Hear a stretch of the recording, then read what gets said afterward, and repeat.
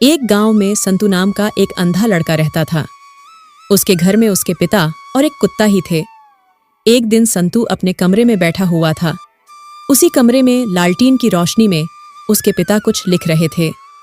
संतू ने अपने कुत्ते को 2-4 बार बुलाया। जब कुत्ता नहीं आया तो वह टटोलता हुआ दरवाजे की ओर चला। उसे पता ही नहीं चला कि कमरे में लालटीन जल रही है। चलते हुए वह लालटीन से टकराया और लालटीन गिर गई। लालटीन उलट गई। लालटीन का तेल भी फैल गया और लालटीन की चिमनी भी टूट गई। यह देखकर उसके पिता बहुत गुस्सा हुए और चिल्लाने लगे, अरे नहीं, फिर इसने लालटेन गिरा दी और इस बार तो चिमनी भी तोड़ दी।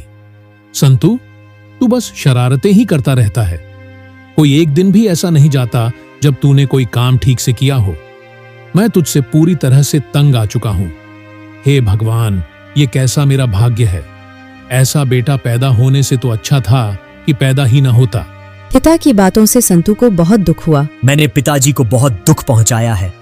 अगर वो मुझसे परेशान हो गए हैं तो इस घर में मेरा कोई काम नहीं। मुझे तो अब यहां से चले जाना चाहिए, कहीं दूर, बहुत दूर। संतू ने मन ही मन सोचा। फिर अपने प्यारे दोस्त कुत्ते को साथ लेकर संतू घर से निकल गया। संतू के हाथ में हमेशा एक लंबी छड़ी रहती थी और वह उसी कुत्ते को साथ लेकर दिन भर चलता रहता था। कुत्ता भी संतू से बहुत प्यार करता था और हर तरह से उसकी रखवाली करता रहता था। ये दोनों कभी बरामदे में सोते थे तो कभी जमीन पर, कभी सड़क के किनारे सोते थे तो कभी पेड़ के नीचे। कुत्ता तरह तरह के नाच दिखाता था और लोग उस नाच को देखने के लिए इकट्ठा हो जाते थे। वे संतू को 2-4 पैसे देते और चले जाते थे। उन्हीं पैसों और मांगे हुए पैसों को इकट्ठा करके संतू कुछ खाने का सामान खरीदता था, फिर खुद भी खाता और कुत्ते को भी देता था। एक दिन संतू एक बड़े पेड़ के चबूतरे पर कुत्ते को बगल में दबाकर सो रहा था। वह वहीं पर गहरी नींद में सो गया और सपने देखने लगा। सपने में एक सुंदर परी ने उससे कहा, क्या तुम मुझे देख सकते हो? नहीं, मैं तो अंधा हूं। क्या तुम मुझे देखने योग्य बना सकती हो? मैं तुम्हें देखने योग्य तो नहीं बना सकती, लेकिन तुम्हें खुद की मदद करनी होगी। संतू, जैसे ही तुम कोई अच्छा काम करोगे, तुम्हारी आंखों की रोशनी खुद ब खुद आ जाएगी। जब तुम दूसरों की मदद करोगे तो तुम पहले से थोड़ा बेहतर देख पाओगे। लेकिन अगर तुम स्वार्थी हुए और दूसरों की मदद नहीं की तो तुम्हारी आंखों की रोशनी चली जाएगी। थोड़ी देर बाद संतू जागा। हमेशा की तरह वह कुत्ते को लेकर पैसे मांगने निकल पड़ा। रास्ते में एक बूढ़ा आदमी चिल्ला रहा था, भगवान के लिए दया करो, कोई पैसा दे दो, कोई पैसा दे दो। मैं आपको पैसे कैसे दूं? मैं खुद भी तो आप ही की तरह एक भिखारी हूं और ऊपर से अंधा भी हूं मैं। बेटा, तुमसे ज्यादा दुखी तो मैं हूं। तुम चल सकते हो, लेकिन मैं अंधा और लंगड़ा भी हूं।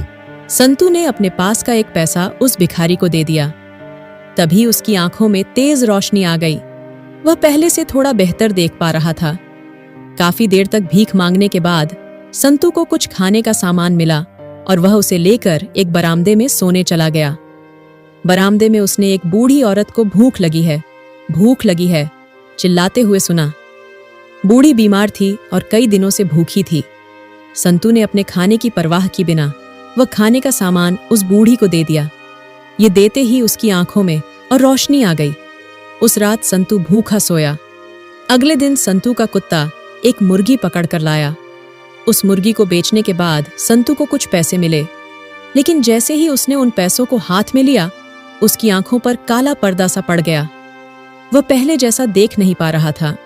मैंने यह क्या गलती कर दी? मुझे दूसरों का माल ऐसे ही नहीं लेना चाहिए था। जाकर पैसे लौटा देता हूं। संतू ने मन ही मन सोचा। संतू मुर्गी के मालिक के पास गया और मुर्गी के मालिक से कहा, मेरे कुत्ते ने आपकी मुर्गी मेरे पास ले आया था। माफ करना, मैंने उसे बेच दिया। कृपया यह पैसे रख लीजिए। संतू ने जैसे ही मुर्गी के मालिक को पैसे दिए, उसकी आंखों में रोशनी आ गई। वह धूप और छांव में फर्क कर पा रहा था। इसी तरह संतू के दिन बीतने लगे। एक दिन कुत्ते को लेकर संतू नदी के किनारे पहुंचा। नदी में बाढ़ आई हुई थी। तभी उसके कानों में किसी की बचाओ बचाओ की आवाज पड़ी। संतू सोच ही नहीं पा रहा था कि उस आदमी को कैसे बचाए। यही एक कुत्ता है, अगर इसे भी बाढ़ बहा ले गई तो मैं क्या करूंगा? संतू ऐसी ही बातें सोच रहा था। फिर बचाओ, बचाओ की आवाज चारों ओर गूंजने लगी।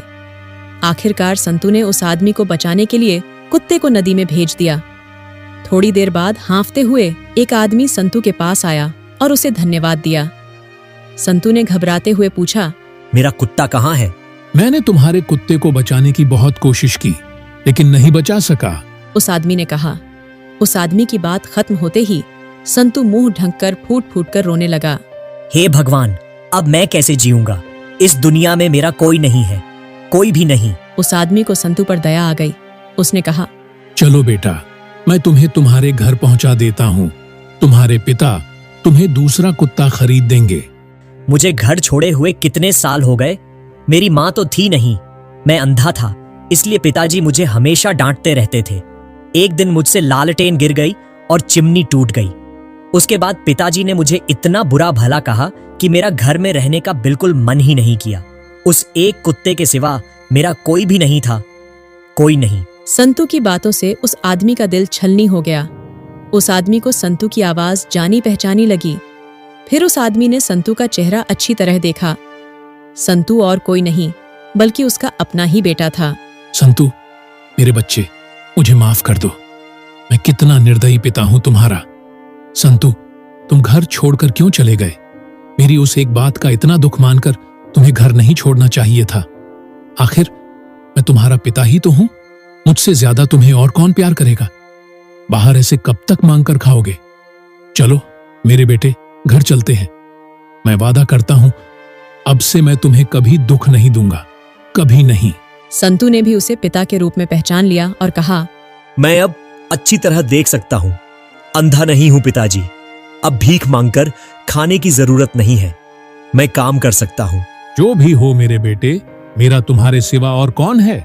चलो घर चलते हैं। पिता के इतना कहने के बाद संतू ने कहा, ठीक है पिताजी, लेकिन पहले हम कुत्ते को ढूंढने चलते हैं, उसके बाद घर चलेंगे। संतू और उसके पिता कुत्ते को ढूंढने निकल पड़े। थोड़ी दूर जाने पर उन्होंने कुत्ते को देखा। कुत्ता एक पेड़ की डाली में फंसा हुआ था। उन्होंने कुत्ते को वहां से निकाला और किनारे ले आए। उन्होंने कुत्ते को खूब प्यार किया और उसके बाद वे सब घर की ओर चल दिए। रास्ते भर संतू ने पिता को परी की कहानी सुनाई। उसने पिता को यह भी बताया कि परी ने सेवा करने को कहा था। फिर पिता ने कहा, परी की बात सच है संतू। इसीलिए कहते हैं कि सेवा करने से मेवा मिलता है।